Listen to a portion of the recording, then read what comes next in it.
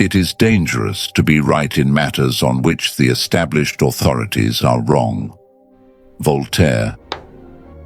Voltaire said that 300 years ago about kings, but honestly, he could have been talking about your manager.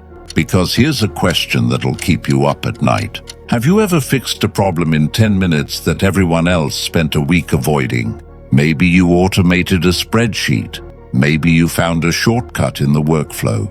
Maybe you just used your brain. And instead of getting a bonus, your manager looked at you like you just kicked their dog. Meanwhile, that person, the one who can barely operate a stapler, just got promoted to senior associate. Congratulations to them, by the way. I'm sure their positive energy really moved the needle. Here's the truth they don't tell you in business school. You're not getting fired because you failed. You're getting fired because you're a threat. And if you don't learn how to hide your intelligence, you'll be drinking hemlock just like Socrates. Stick around, this one's gonna hurt. Let me be clear. If you want a participation trophy and a pizza party, go talk to HR. If you want to survive the corporate slaughterhouse, you're in the right place. It's 2026. AI can write code. AI can analyze data. AI can do your job faster than you, and it doesn't need health insurance. High IQ?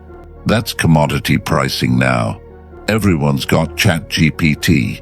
Everyone's smart. So what's the new scarce resource? Managerial comfort.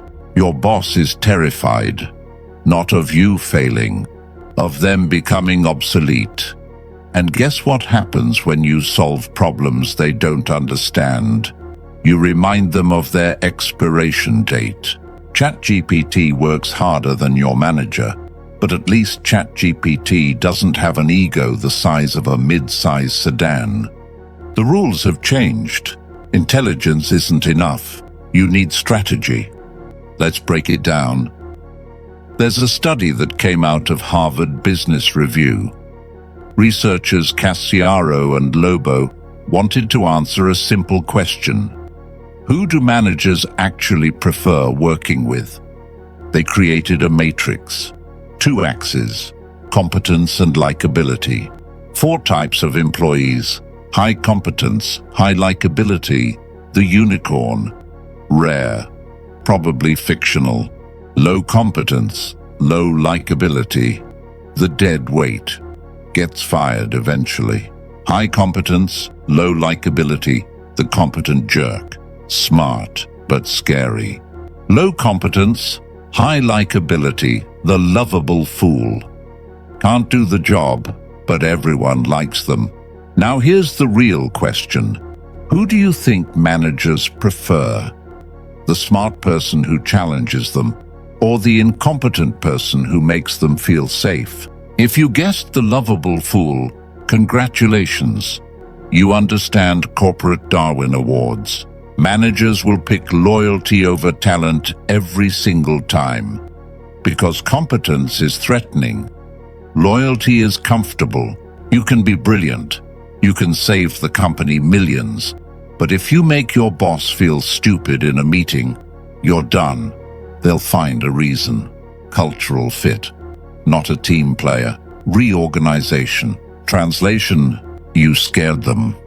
Don't believe me? Let's look at the most famous, competent jerk in history, Steve Jobs. In 1985, Jobs was the smartest guy at Apple.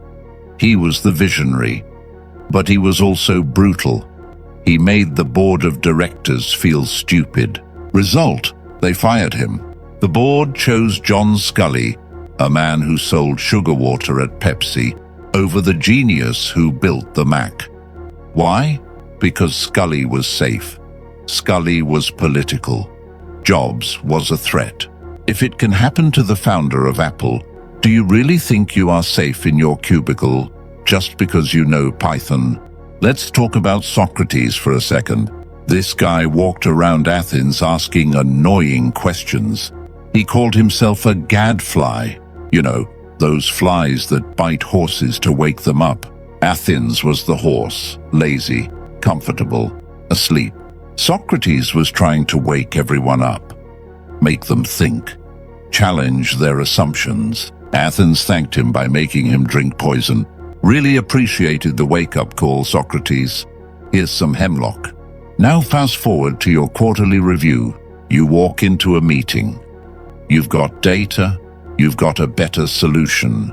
You politely point out that the current strategy is bleeding money.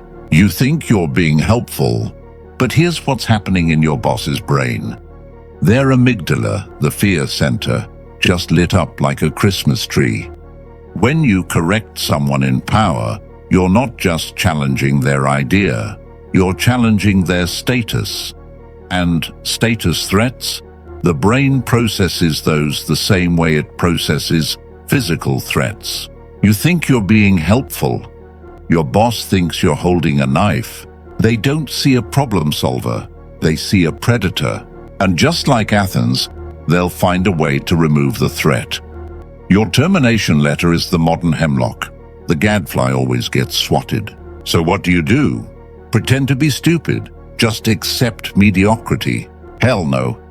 You use the tool Socrates created, but you use it differently. See, Socrates used questions to expose ignorance and embarrass people.